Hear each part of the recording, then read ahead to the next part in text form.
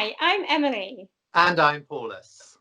And welcome to Up Your Arts, the podcast which explores how the arts can enrich your lives. Oh, and that they do, it turns out. Do they? Yeah. Because we've been asking for like months now. We got an answer. Yes. Well, on our last podcast, we asked for people to let us know about their artistic or creative hobbies. Yeah, I remember. So we've had a few responses, which is quite exciting. I got very excited. So we had one from Gemma, who is a customer experience manager. And she goes to before lockdown anyway, she used to go to bi-weekly acting classes at the Actors Centre.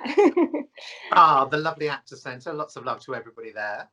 Yeah, exactly. One of the things that she was doing is there's no such thing as character, which she said was really fascinating because they were exploring like the different elements of acting, and they were like telling stories each week. Sometimes they tell it vocally, sometimes they do it physically. So it was all kind of different sort of aspects of acting that got involved. And what she loved about it was like she was flexing her acting muscles. She was coaching people as well as part of it, so she was getting to use like her work skills within it. And places like the Actors Centre, once they can reopen, are going to need our support more than ever. So for the few pennies that people like us do have to spare in order to support fabulous venues and facilities like the Actors Centre, it's a good idea to think about how you can get creative and take classes at one of those places. Exactly. So I was thinking that in the bump for this one, I'll put the link to the Actors Centre as well. So that yeah, I've been teaching cabaret for them on and off for nearly 20 years now. And I've just about got to the stage where I feel like I'm not a fraud anymore. Just about. What else have you heard from people? So Dungeons and Dragons, lovely Matt, who's a security guard, was security manager, I think. He gets involved in Dungeons and Dragons games, and like he gets to like create a whole character. Like they can have a whole complicated backstory, and like if you're the dungeon master. Now I've never played Dungeons and Dragons. No, I'm not a Dungeons and Dragonsy person myself. Yeah, you get to like create the whole world. So I might be an orc. I could be an orc, I suppose, couldn't I? Would I be good as an orc? Maybe. I mean, I've got a grunt coming on after all these months. Wonderful. Dungeons and Dragons. I think we've got time for one more before we meet our guest this fortnight. Yes. I'll put the details of the Dungeons and Dragons in our links as well, because that sounded really good fun. Right. Good game. Thank you to Matt for that. Yeah. And last one is Lucy, who has been looking after her friends' kids throughout lockdown. That doesn't sound creative. It sounds awful. Don't do it. Throw them out the window. But she's been tutoring them because she's a school teacher as well. And okay. Yeah, so she found these links to like drawing and painting, and she'd not really done much drawing and painting, and she's really gotten into it. And as a sort of a beginner's guide to how to draw something, like how to draw a face, how to draw fingers. Yeah, it was the first one was on, I think it was how to draw a bear. A bear? Yeah. So you mean like a gay man in a nightclub that's really hairy bear? Well, it could be. And it is an actual bear. I think there could be a queer one of these that would be a tremendous amount of fun. and it's a really, really good way. We'll put a link in our description for the information of the drawing classes as well. Thank you, Lucy. But that is a really good segue into introducing our guest, because on our queer drawing course that we're going to set up, we might want to teach people to draw an international compare of decades standing. And if we did, they might look and sound a little bit like this fortnight's guest. Who is it, Emily? It is the amazing Dusty Limits Cabaret. Dusty Limits. She's so excited she just spat. That cough came through my screen. You're supposed should have been wearing a mask. I'll just go. Oh my God, what's happened? You see, this is why I'm not a compare. I feel a cough coming on. Yes, it's me, Dusty Limits. That's the best introduction I've ever had. Beautiful people, it's... Now don't pretend you've never done that to a burlesque dancer you didn't like. Hello, everyone. Thank you for having me. It's really nice to see you. Now, I did warn Emily before we started, but it's fair to warn our listeners and anyone watching on YouTube that the next 40 minutes is most likely going to be Dusty and I misbehaving whilst Emily tries to keep things in some kind of order, because we've known each other a long time and we do a similar job, and so I can't imagine we're not going to just fly quite close to the wind with basically dishing dirt on other people. We've known each other 20 years. 20 years, Paulus. Wow. I know, 20 right? years. I had hair, I had hope, I had the One things day- I had before I met you, I tell you. One day the two of us will be the subject of some kind of dreadful ITV sitcom. and we'll be played by ourselves. They've already made it and it was really bad. I thought you were going to say we'll be the subject of a court case. Well, we can take that for granted, I think. Yeah, that's happening. That's happening soon. It's funny you should mention Dungeons and Dragons, because I used to play Dungeons and Dragons a lot, and then I wrote my own games based on Dungeons and Dragons because I didn't like Dungeons and Dragons. I didn't think it was up to scratch. Oh, wow. And so I was a proper little geek when I was at school. My brother was as well, and he's gone on to great things in game design and computer game design. But I read an article very recently about all the celebrity D&D players, and then the author of the article was saying, well, is it surprising these creative people, including directors and screenwriters, were all mad about D&D? Because you do, as you say, you create worlds and characters. So their whole teenage years, when they were ostracized at school and never got to sit at the cool kids table, they were off learning their craft before they even hit, their 20s. So of course they're great writers and imaginers, because they had their entire, puberty with a small handful of friends, being creative and creating all the things you need when you write a script or you tell a story. I suppose there's, but I think it's fascinating because I think that there's a lot of people in the world that have a very limited view of what creativity encapsulates or can include.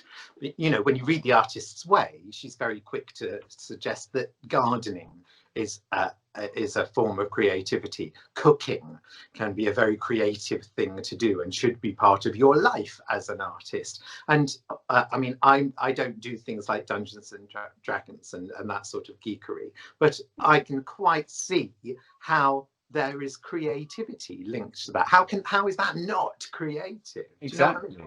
Yeah. And you're testing your imagination constantly. You've got to, if you're playing the game, you've got to picture yourself in a situation that isn't real. Now, isn't being in an unreal situation, but behaving in a real way, isn't that the kind of one of the definitions of acting and various kinds of creativity? Yeah, I just love the irony that these people have grown. I mean, Vin Diesel, Judi Dench plays Dungeons and Dragons. I am not making that up. Dame Judi Dench was introduced to it by Vin Diesel on the set of one of those science fiction films they did together, and apparently he's really into it. So yeah, inspiration. Don't let anyone tell you that what you're doing is geeky and wrong. You're just paving your own way to creativity. I've had a couple of wines. I should also point that out. Dench doing in the same movie? What is the movie? It's The Chronicles of Riddick. She plays a ghost. And does Vin do any acting? Well, in as much as he can, he plays straight. He takes his shirt off, right? Yeah. Well, there we go. For some people, that is acting. Yeah. I think the thing that links all of the people that I know that are creative, no matter what age and no matter what they're into, whether that be Dungeons and Dragons or playing the violin, is that, as you pointed out earlier on, Dusty, is that they have a very small group of friends, all of these people. At school, we were not the popular kids. Were you, Dusty? Not the cool kids. Were you No, not? we had our little. I had my little kind of breakfast club style gang at school. Kind of 4 or 5 people that didn't really fit in anywhere, but didn't not fit in. We were just kind of our own little unit. It was very much whatever he's called, John Hughes. Is that the director? Oh, the movie. John, yeah. Not John Waters. That's a different. That's very different. Very different genre. Emily's just raring to get a question in, I can tell. No, I just enjoy listening.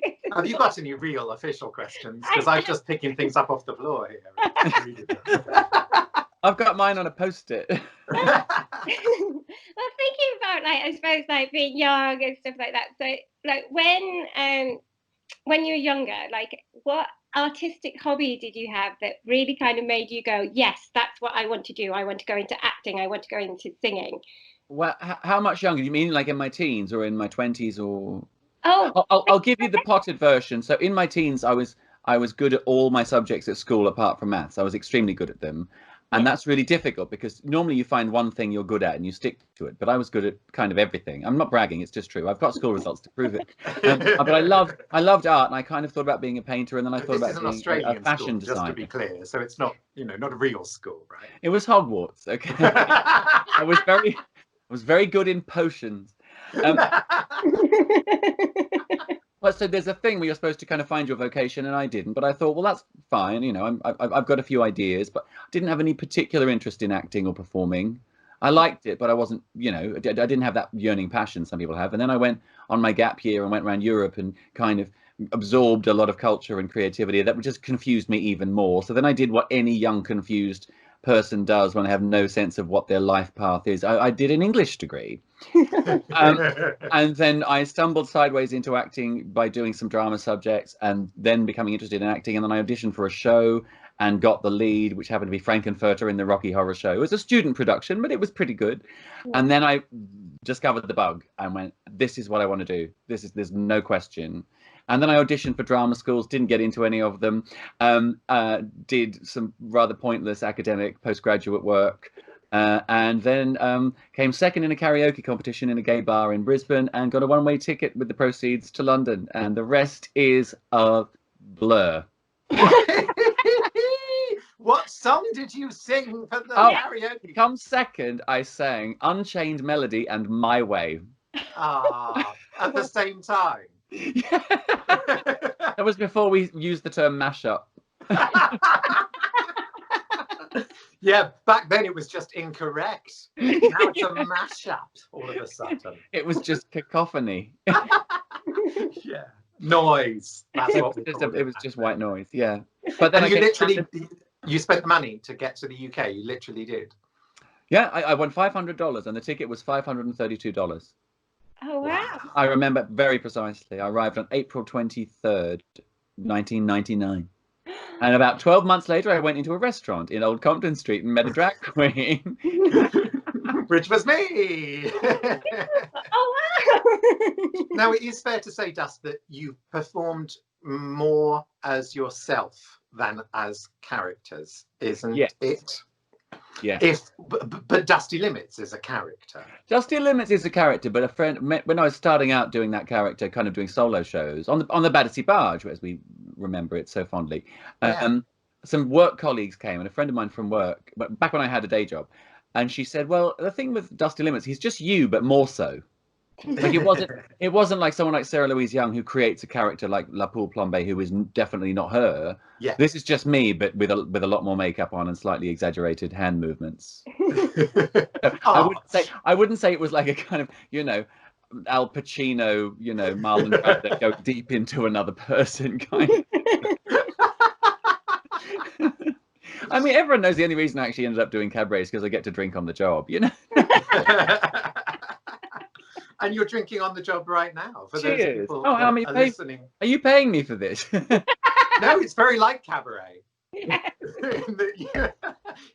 that you're getting nothing out of it, and our audience is very small. But Yeah, 45 minutes of my life doing my best. I get nothing at the end of it. It's just like doing the Fringe.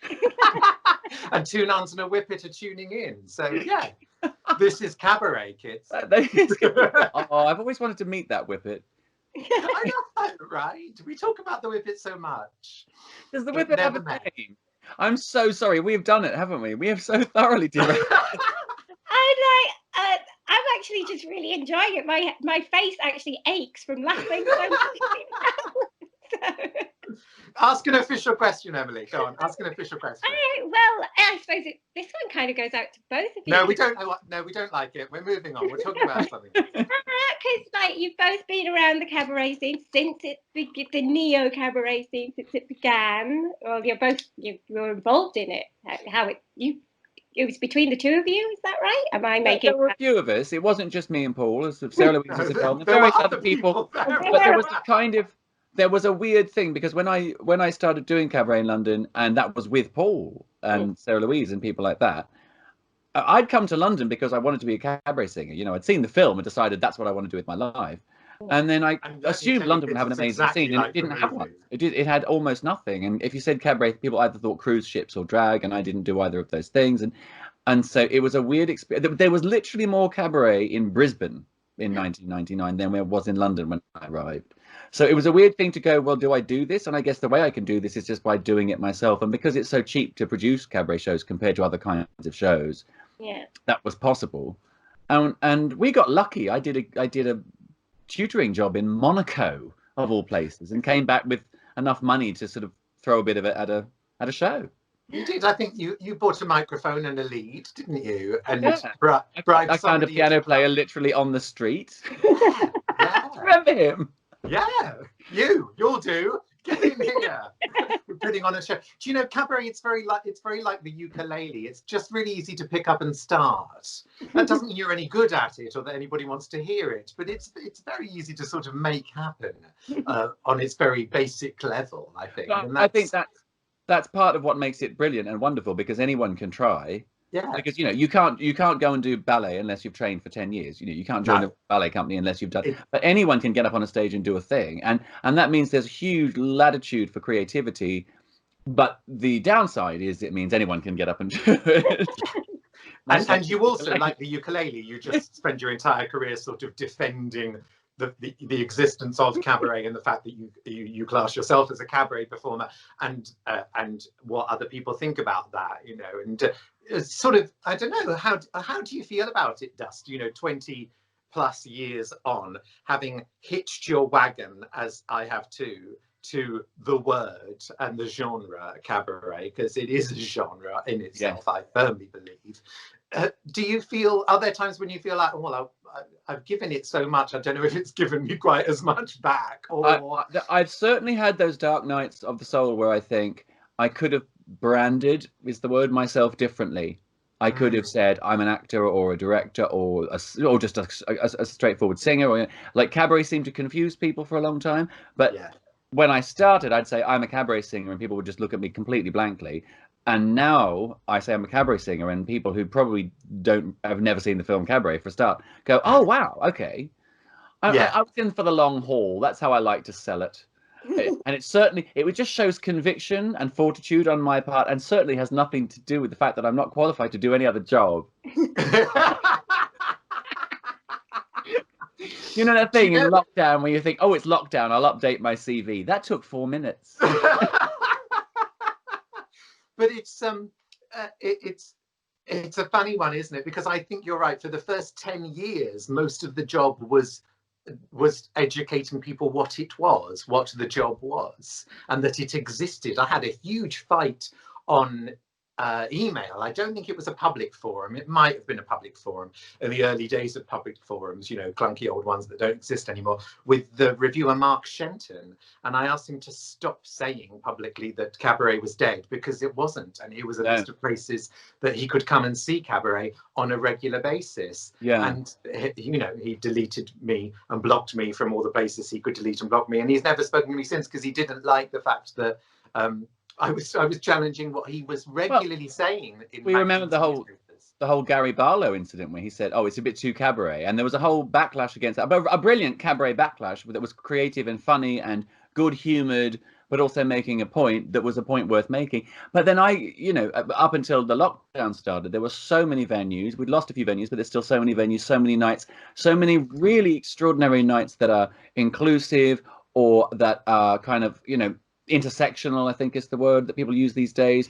Really exciting queer nights and nights for people of color and nights for people of different levels of ability and all these sorts of things, all happening at once in London. Yeah. All of which could very easily be described under the rubric cabaret because they fit the definition. So it was alive and well and absolutely scintillating and extraordinary and interesting. And then, COVID. Before I let Emily ask an official question, because it's come up, I know what my answer is whenever people ask me what cabaret is, and I've been asked it for decades now. I don't know if I know what yours is. What do you say to people? What is cabaret? I have a few times been invited to talk on the radio or do like a panel discussion at someone like Central School, and I've condensed it down because I know I would just run off at the mouth. So basically, it's a small, intimate venue. There's no fourth wall. It's about being in the room with those people, and it usually involves music, and it almost invariably involves drinking. Yeah. Yeah, that's it. I think that's what I say too. But I also point out that the you've probably both heard me say this a million times, that the Oxford English Dictionary definition, which has not changed, it's not been updated since 1984. It may be older than that, I'm not sure. And Wikipedia is with it on this. It points out that anything can be happening on the actual stage. Yeah. And it's how we experience the experience as the audience, how the auditorium is laid out or whatever. That is the crucial part of the definition. And I find that endlessly fascinating. I think sometimes that's quite useful, though.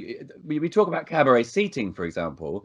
Yeah. And sometimes I find that's an easier way to explain what a cabaret is by saying it's little tables and chairs and people having a glass of wine and watching a show. And so sometimes that's the easy way in. Wine. Oh, good. Yeah. But the German has a wonderful word which I've used in lectures, which is Kleinkunst, which means little art.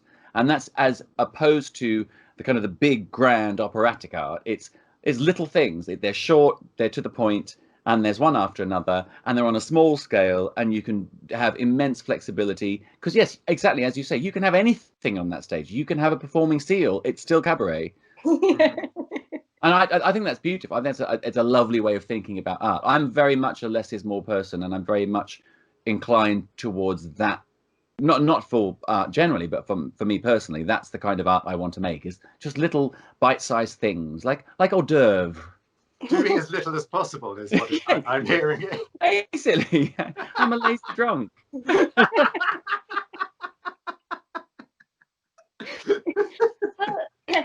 going to move swiftly on. We've got this all recorded, you know. So yeah, talking about, I suppose, COVID and like lockdown, how's that changed for you? What have you kind of done to keep the cabaret alive online? So I've got to preface this by saying that, like, from a personal standpoint, and weirdly, but actually not, in my experience, not that weirdly for a live performer, I'm actually a very introverted person, and I've been effectively self-isolated for years and years and years. In fact, I was in my front garden having a cigarette last night and chatting to one of my neighbours at a respectful social distance, and then someone walked past and we all nodded and smiled and chatted and were catching up and had a longer conversation than I've had with either of them in the 10 years I've lived in this block of flats, which led me to the conclusion that social distancing has done more to bring people together than the freedom of London ever has. Yeah. So for me, nothing much changed on a personal level. I'm still doing the things that I always do. I kind of do a little bit of writing or a little bit of sketching or whatever it is. On a professional level, obviously, there's no live gigs. And I went straight into high gear, into top gear when lockdown was announced, not even before when it was officially happening, the week before. I was like, right, I need to get stuff happening and I need to learn how to use the internet properly. And so I've just been making online content and not trying to replicate the live experience, because you just can't do that completely, but trying to deliver little shows like this show I do called Cabaret Viral, which I curate and host, which is just great performers doing 5 minutes each, little half-hour episodes that people can enjoy on their sofa without having to dress up. They can have a glass of wine, you know, that they got from the fridge for no money, as opposed to from the bar for £8. And so I've just been trying to put things out there. It is no substitute, but it keeps me busy. It generates a little bit of money, and otherwise I would, you know, I'll just be playing my PlayStation all day. That's not a joke. To share, but I don't know if either of you saw this. I'd love to know what you think about it. A theatre director that some of you that you may know, I'm not going to say their name, that also has they have a podcast and a blog, and they on their blog, I find this part quite ironic, on their blog maybe 2 months ago now, maybe 6 weeks ago, their entire blog was a plea to stop putting content to people like you and I, Dusty, and Emily, because we're doing this podcast right now, and you doing dance classes and stuff, aren't you, right? Yeah. To stop putting content out there, and suggesting that it was just all white noise, and that it was substandard somehow, and to step back and to wait until, I don't know, we could all be in a room and curate it better and then share it. And I'm sure you'll have opinions of what you think about that person saying that on a blog, no less, filling up the internet with white noise, but also on the idea, and it comes back to that sort of little art point that you made earlier on, Dust, about, you know, there's a difference, isn't there, between being creative and creating content, and what do you put out and when do you share? There's a lot of things there, so I'll stop and let you speak. Can I unpick the first one about this director? Yeah. Literally the first thought that popped into my head was, how much money did they have in their savings account that they have the gall to say, stop bombarding us with white noise and substandard content. We are doing this. I'm not making a lot of money, but I'm making money because I've got no other source of income. So my hackles went up as you described this person, and I hope they get that message. Secondly, no, so of course some of the content that goes out via the internet is substandard. Some of the stuff that I've done has been pretty rubbish because I didn't know how the camera worked, or I hadn't bothered to invest in a decent USB microphone, which has cost me £60, which I can ill afford. But some of it's been very good indeed. And if I'm entirely honest, I would say most of the theatre that I see and most of the content that goes out on live stages is also substandard. Yeah.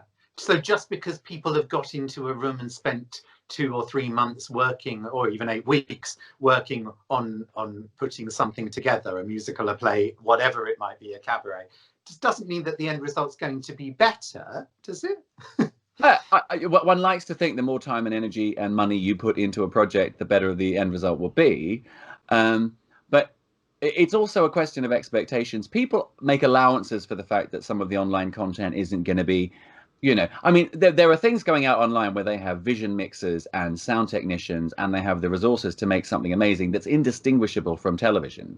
But I'm absolutely going to take the side of the people who are just sitting there with their laptop, you know, like me, their laptop perched on a box set of The West Wing and a ring light on top of their makeup case, because that's what I got to work with, and I'm going to keep putting content out. If no one wants to watch it, no one has to watch it. I'm not holding a gun to someone's head or demanding money from them. Yeah, it's just, you know, it's a little demoralizing to have someone who I assume is a known entity saying, stop what you're doing. Most of us can't afford to stop what we're doing. and not just financially, but also psychologically. Well, that's another huge point, isn't it? What do you think about it, Em?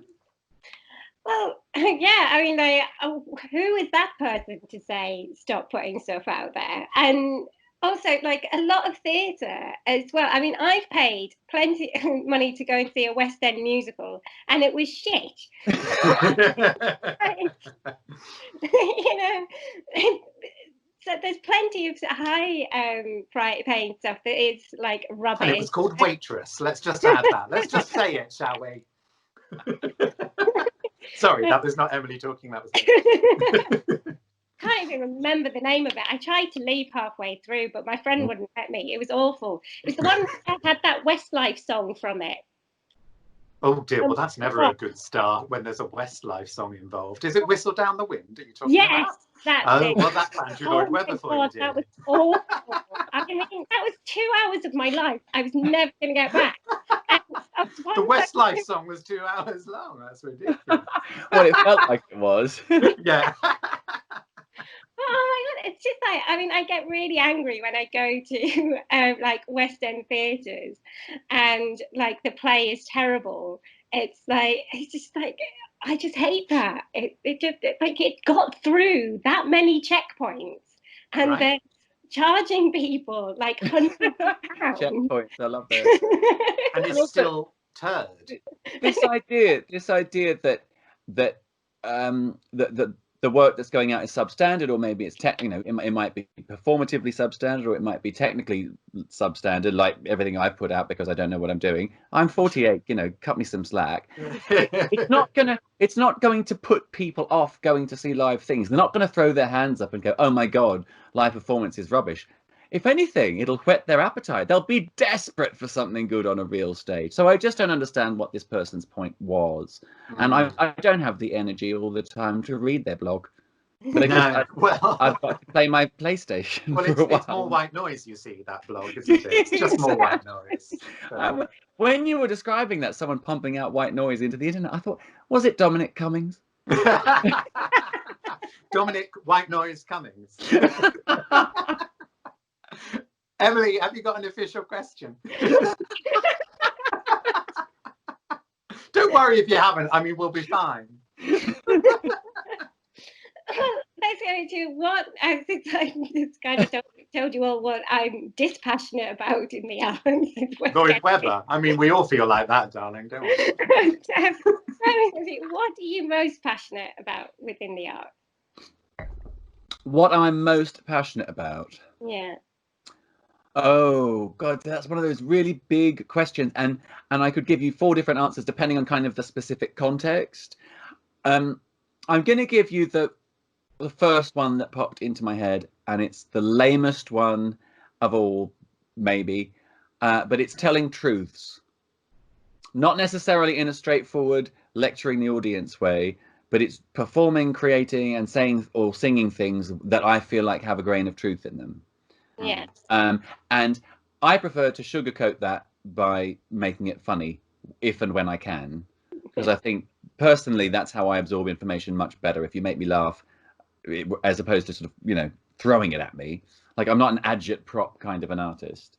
But then the second thing that popped in my head was just making people laugh or entertaining them or making them taking them away from themselves for a while and just giving them an hour or two of not having to think about too much. So and those things might appear contradictory, so I don't really know. I'm a massive contradiction, really. No, I think making people laugh is like what I think I'm very passionate about that as well. Like, I try to make my cabarets fun and welcoming for that very reason, because I want people to forget what's going on outside and enjoy themselves and laugh and just relax.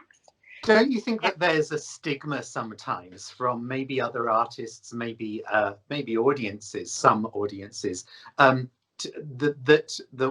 making people happy, singing them a song or telling a joke, even if it's I've told a few cock and kebab, a few base jokes in my time. When there isn't a script and there's no fourth wall, these things come out of your mouth sometimes, especially when you can't be asked sometimes, but even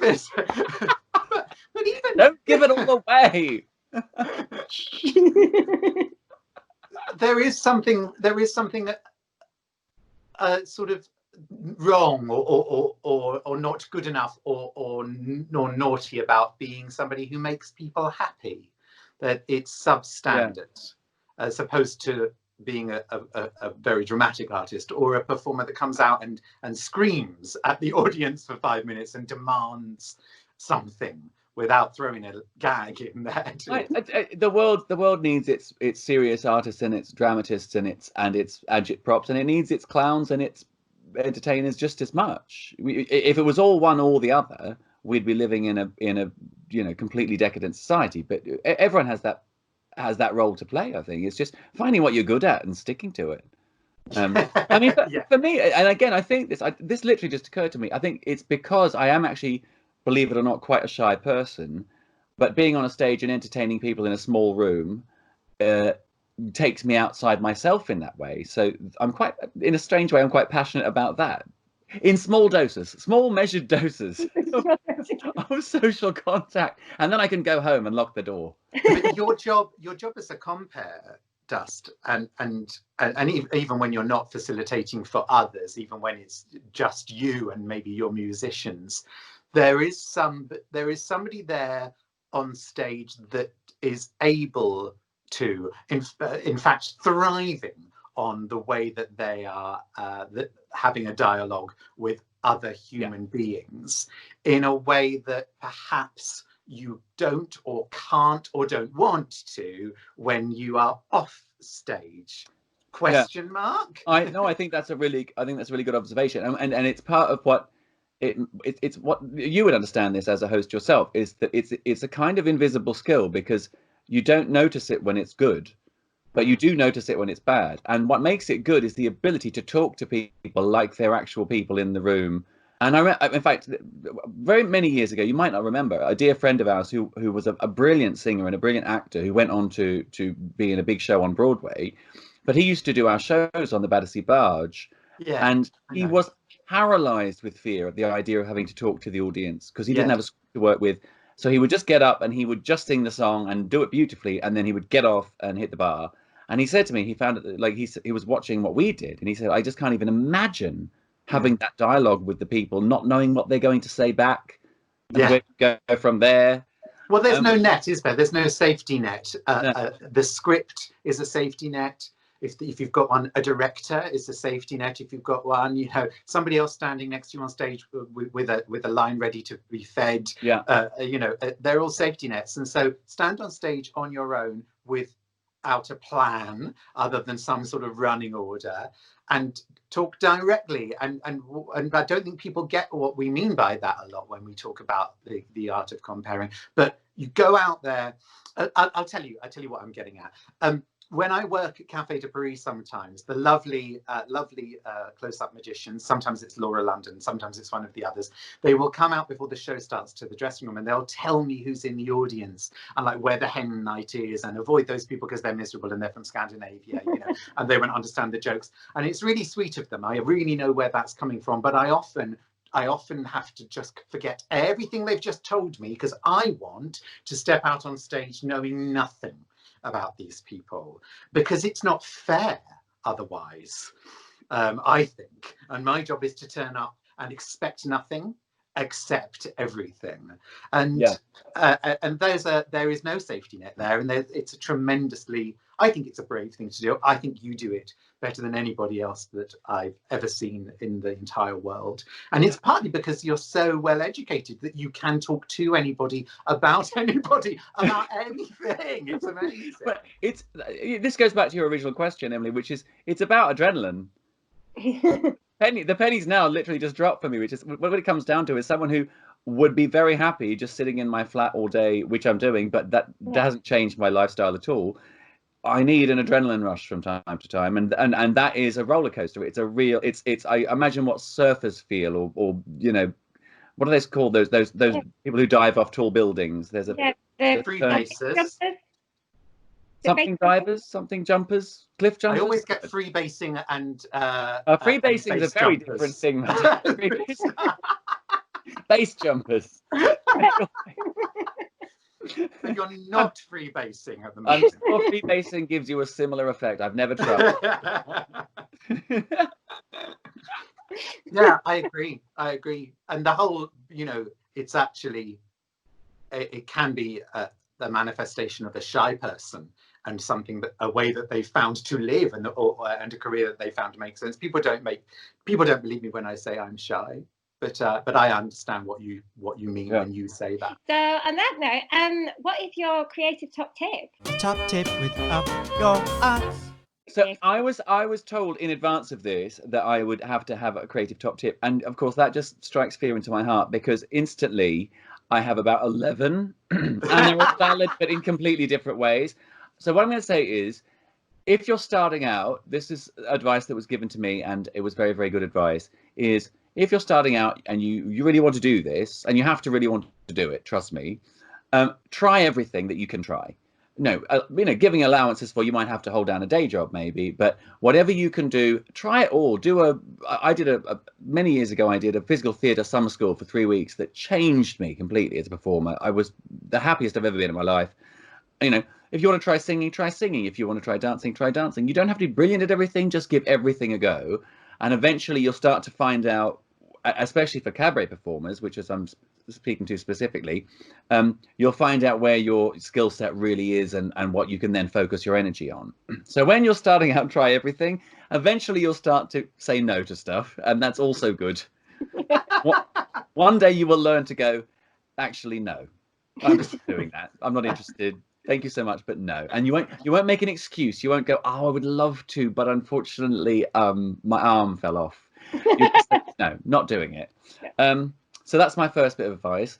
Some advice that was given to me by a very great stand-up comedian many years ago in Edinburgh is, if you're doing stuff that's word-based, write, and then write some more, and then write some more, and then write some more, and then write some more, and then like 5% of it will be useful. But you have to write and write and write to get that 5%, and that's the magic 5% or 10%, depending how good you are.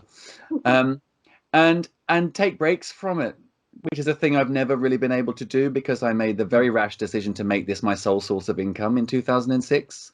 That involved taking out a big loan from a certain bank, which will not be named, the Bank of Voldemort is how I like to think of this. If you can possibly schedule regular breaks, just a week or two where you just go, I'm not doing this for a little while. I'll check my emails first thing in the morning, and apart from that, I'm stepping away. That is very, very good and healthy. If our job, which I think it is to some extent, if our job is to help hold a mirror up to society, and God knows we're going to need that more than ever. It's a black mirror now, isn't it? Right? It's very much a black mirror. Yeah. Then we have to be able to, as well as standing on the sidelines and observing it, you have to sort of jump in and take part once in a while as well, don't you? Before you run out of anything to comment on. Well, yeah, yes, I think so. I think you've got to be involved. I think it's very easy to criticize from a lofty height. Yeah. But also your criticisms just become more passionate and more valid if you're to some extent involved. Yeah. And that's for those who are doing political kind of work. I mean, observational humor doesn't necessarily depend on that. You just need a pair of sunglasses, really. I'm interested in what you said at the beginning of your top tip about you're going to want to really want to do this. You're going to have to want to really want to do this. So I remember somebody, was it Patricia Routledge, said to me once, if you can do anything else, do it. Okay, true story. I used to work for a very big theatrical and literary agency. I won't say their name, but you can probably guess. And I was working for one of the agents who was about to retire, and I was her assistant for a few weeks. And we got a letter in from a young woman who was, I think she said she was 14, 15, and she really wanted to be an actress. And dear, insert name of very famous, very successful agent with very famous clients here. Do you have any advice for a young person who wants to become an actress? And agent handed the letter back to me with the word "don't" written on the book. Now, obviously, I drafted a very nice letter and got her to sign it. Yeah, I remember that. But it's like anything that requires a huge amount of work where the reward is not always proportionate to the work invested. If you really want to be a hedge fund manager, you've got do it, but you've really got to want it, and you're an evil person. But yeah, you've got to want it, because you'll get knocked back so many times. And it's anything in the creative industries, is actor, cabaret performer, singer, dancer, anything, painter, sculptor, writer, poet, especially poet. You will get knocked back 100 times before you get a break, and you have to get comfortable with that idea, or don't do it. Leave some space for people who really want it. Because I'm a little bit exhausted by dilettantes with trust funds who decide they're going to be Not Phoebe making Waller-Bridge. where they're not risking anything. Let Yeah. the people who really want it do it. Yeah. Oh, it got polemical there. Sorry, I didn't mean to. It's the I one know, right? talking. It's not me. I mean, I don't know It's if from I'm Chile. It's from Chile, so the spirit of revolution is in this wine. Come on, Che Guevara. I think it's, I mean, I'm almost sad that that's exactly our time, because I feel like we just like you said, Dusty, about the writing, and you've said to me about teaching as well before, it's always the last 5 minutes. It all happens in the last 5 minutes. It all happens in the last 5 minutes. Yeah, it really does. It's so true. All the singing teaching I do, it's like that. They see the clock and they go, "Oh, good, I can relax," and then bam, then we do some work. Yeah, it's amazing. It's been so nice to see you, Dusty. Thank you. You too, and you, Emily. And lovely to meet you. Do you have anything you want to plug before you disappear? Is there I've got there's so much I've got going on. I've got Dr. Sketchy, which is a life drawing class, which we do every Monday live. I've got singing telegrams that you can book. We're in triple figures almost now. That's a lie. I've got Cabaret Viral, which is on YouTube. I can share links. But the thing to do is to go to www.dustylimits.co.uk, and all the links are there. Marvelous stuff. Thank you so much. Thanks very much. Thank you to our guest, Dusty Limits. Lots and lots of love to you. Just stay there whilst we say goodbye to our wonderful listeners and viewers. Don't forget that you can find us on Spotify, and we'd like a review. We'd love a review, please, if you're on Apple. On Apple Podcasts, and we're on Twitter. Up Your Arts at Twitter. And Emily, if people want to let us know what they're doing to keep creative, how's the best way to get in touch with you? You can get in touch with us either through the Twitter account at Up Your Arts, or email me at upyourarts@gmail.com. We are saying arts there. Up Your Arts. Just to be clear. Yeah. Well, depending, unless you're that director that wrote the blog, then we're saying something else. Right, everybody wave goodbye before we get into trouble.